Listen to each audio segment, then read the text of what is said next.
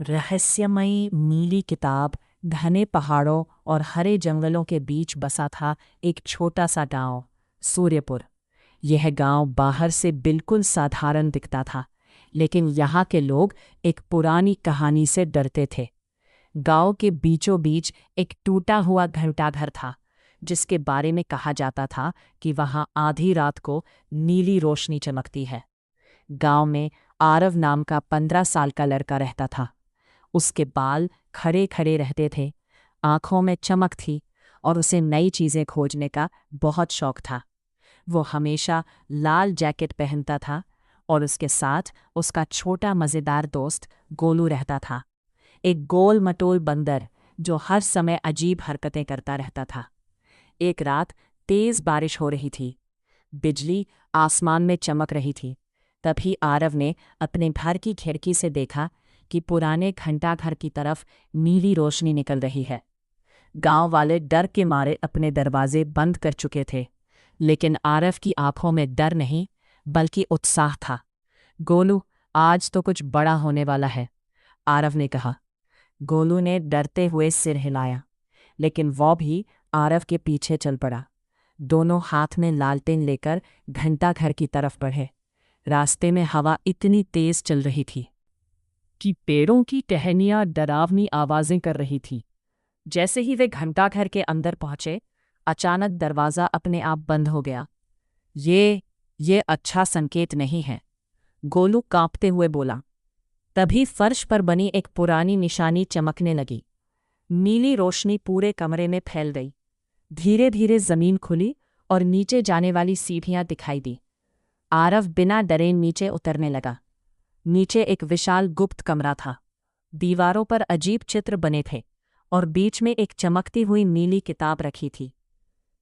आरव जैसे ही किताब के पास पहुंचा, अचानक पूरा कमरा कांपने लगा। किताब खुल गई और उसमें से धुएं जैसा एक विशाल काला साया निकला। उसकी आंखें लाल थीं और आवाज़ गूंजदार थी। 1000 साल बाद किसी ने मुझे आज़ाद किया है। गोलू डर के मारे आरव के पीछे छिप गया। तुम कौन हो? आरव ने हिम्मत से पूछा। मैं शेडोरिक्स हूँ, इस गांव का सबसे बड़ा अभिशाप।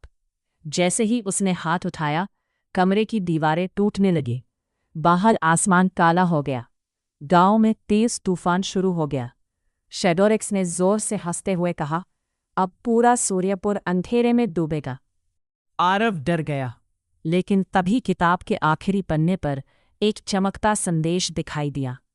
सच्चा साहस ही अंधेरे को हरा सकता है। आरव ने किताब उठाई। अचानक उसके शरीर के चारों तरफ नीली ऊर्जा घूमने लगी।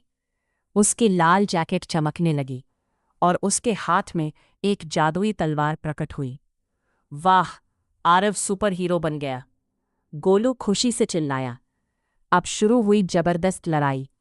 शेडोरिक्स ने काले धुएं के गोले फेंके, लेकिन आरव हवा में छलांग लगाकर उन्हें काट देता।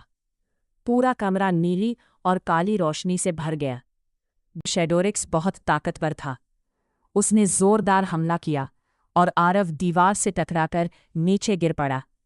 उसकी तलवार दूर जा गिरी। तुम मुझे नहीं हरा सकते, शेडोरिक्स गरजा। आरव घायल था। उसकी आंखों के सामने गांव वालों के चेहरे घूमने लगे। उसे याद आया कैसे लोग डर में जीते थे। अगर आज वह हार गया तो पूरा गांव हमेशा के लिए खत्म हो जाएगा। आरव धीरे धीरे उठा। उसके चेहरे पर अब डर नहीं था।